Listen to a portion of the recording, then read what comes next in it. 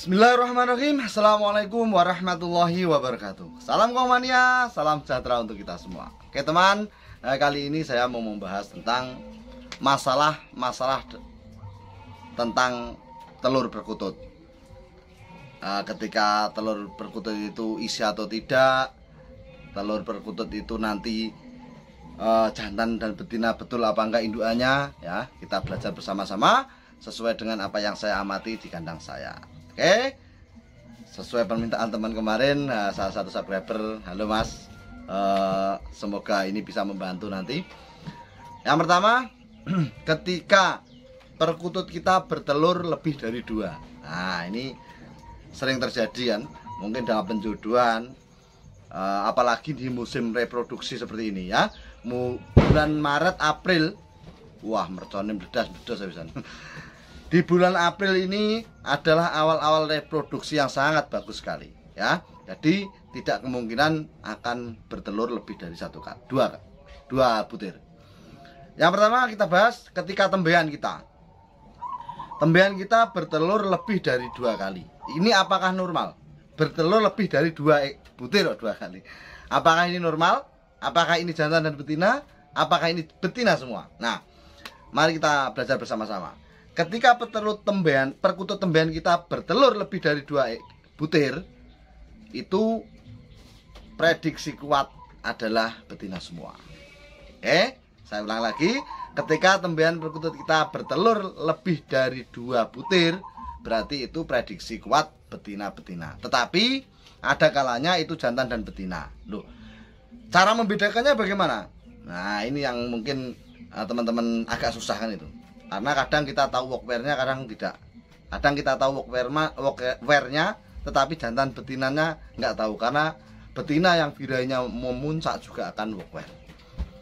Ketika kita tidak tahu walkware-nya sama sekali, dan tiba-tiba bertelur lebih dari 2 butir, itu jelas 99% menurut saya betina-betina. Tetapi ketika kita tahu walkware-nya, tetapi walkware tersebut tidak standar jantan dan betina. Maksud saya begini, seperti Anda bisa lihat di keterangan saya yang lalu, ciri-ciri perkutut mendekati masa produksi ataupun ciri-ciri perkutut betina. Ciri-ciri perkutut betina-betina yang mau walkware itu begini teman. Jadi ketika walkware itu satu, volumenya tidak tebal ya, jadi walkware-nya itu tidak seperti jantan biasanya. Anda bisa bandingkan dengan jantan-jantan yang lain. Kok ada perkutut walkware-nya itu tidak setara dengan indukan Anda yang sudah produk, berarti ini bisa jadi betina yang birainya memuncak. Satu itu. Yang kedua, walkware-nya kalau itu betina-betina biasanya tidak tepat sasaran, alias tidak nangkring. Kadang di sampingnya saja sudah walkware. Ini juga bisa betina. Tetapi ada kalanya jantan itu walkware di samping juga ada. Nah, kalau jantannya itu walkware di samping, biasanya ciri-cirinya jantannya bekurnya sangat kuat. Nah, bekurnya sangat kuat. Kalau betina walkware di samping, biasanya bekurnya volumenya tipis, alias tidak ngebas.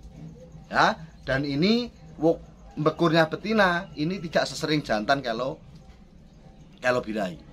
Kalau Anda punya perkutut betina bekur, itu biasanya bekurnya tidak setiap hari. Ya, saya ulang lagi, perkutut betina yang birahinya memuncak yang mau bekur, itu biasanya bekurnya tidak setiap hari. Nah, arang-arang, pokoknya intinya karena memuncaknya birahi tadi, akhirnya dia mau walkware. Ya, dari sini paham ya.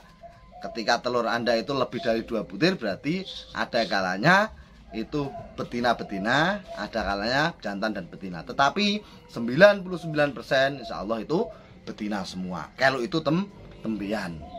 Oke, kalau itu tembean. Tapi kalau itu indukan, sering.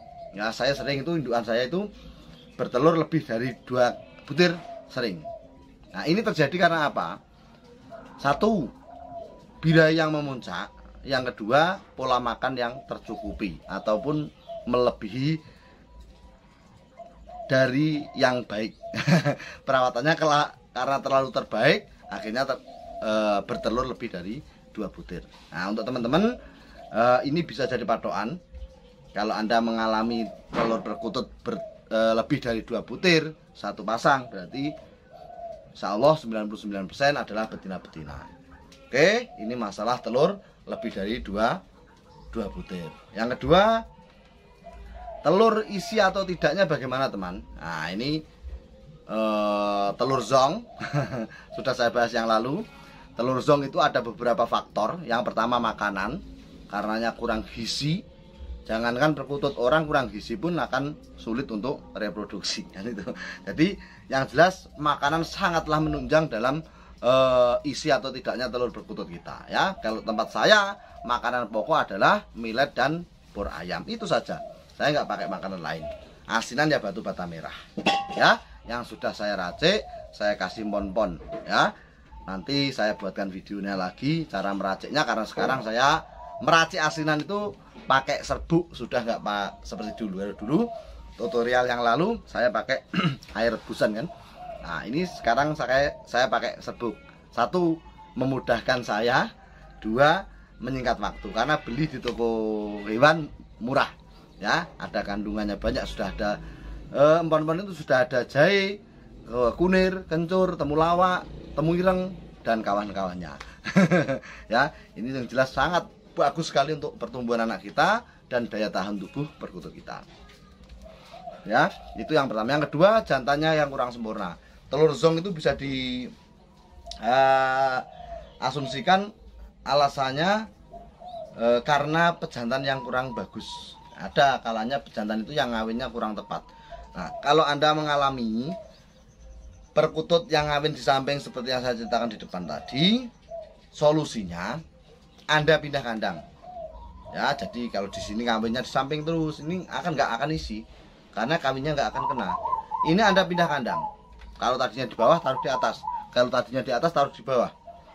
Kalau masih tidak produk lagi dengan pakan yang sudah maksimal, asinan sudah bagus, kok masih tidak produk, berarti perlu diganti pejantan. Oke, penggantian pejantan adalah langkah terakhir ketika semua usaha kita dalam menjodohkan itu tidak berhasil. Karena apa teman? Menjodohkan perkutut itu sangat-sangat luar biasa kalau belum lihai dalam penjodohannya. Kalau saya sendiri ya belum lihai, tetapi saya sendiri sudah punya beberapa trik yang saya anggap jitu ketika saya menjodohkan perkutut tersebut. Oke, telur yang pertama, telur enggak apa tadi lebih dari 2 butir. Yang kedua, telur zong. Yang ketiga, telur jatuh dan lain-lain. Telur rusaknya telur sudah saya bahas di video yang lalu, yaitu 1 karena predator, 2 karena ada kuman bakteri di dalam sarang. Itu sering saya terjadi. Anda belum mengalami, mungkin suatu saat akan mengalami. Itu begini, telur perkutut itu bolong-bolong teman. Jadi dia semacam dimasukin nyawa atau apa nggak tahu. Yang jelas telur itu rusak, bolong kecil-kecil, lubang kecil-kecil selubang jarum ya, lubangnya kecil-kecil selubang jarum. Itu yang akhirnya apa, membuat telur perkutut tersebut tidak isi, alias zong. Juga zongnya karena apa, embrionya mati ya. Karena apa, entah hewan apa, saya juga nggak tahu, pastinya nggak tahu. Karena apa, ketika proses membolongi telurnya tadi saya nggak tahu, tapi ada indikasinya. Itu ada semacam apa ya, hewan kecil agak panjang, itu biasanya di sarang itu ada.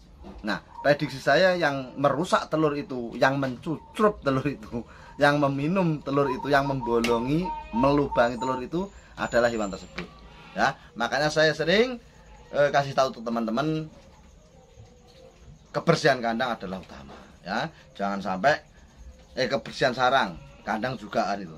Kebersihan sarang yang utama. Karena apa? Di situ banyak telur banyak kotoran perkutut kita, apalagi kalau pakai pur ayam. Itu kadang kalau musim kemarau sering basah, dan ini akan sangat mengundang beberapa bakteri datang ke situ yang akhirnya mempengaruhi kinerja telur kita ya. Jadi sering kasih kutu tok, ganti sarang beberapa tetasan, ini sangatlah efektif dalam menjaga kebersihan sarang perkutut kita. Ya, karena apa? Penggantian sarang yang keseringan juga tidak bagus.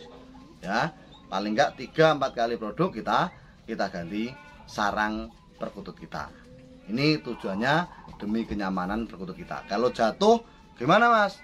Kalau telur jatuh itu sudah saya bahas kemarin, biasanya predator satu, kedua sarangnya kurang nyaman, ya.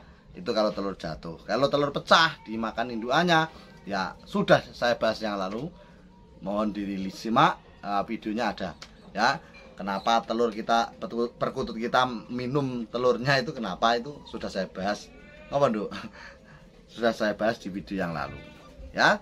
Sekian teman, semoga bermanfaat. Ada kurang lebihnya saya mohon maaf. Ini di bulan Ramadan. Ini mau masuk bulan Ramadan, ini masih bulan Rejab, Ruwah ya. Ini bulan Ruwah. Arek mancek poso. Saya sendiri kalau ada kesalahan banyak, saya mohon maaf yang sebesar-besarnya. Mari kita sambut bulan Ramadan ya, bagi yang melaksanakan puasa. Selamat, semoga kita nanti bisa maksimal dalam menjalankan ibadah puasa Ramadan. Salam ngutut, sok bae patuh.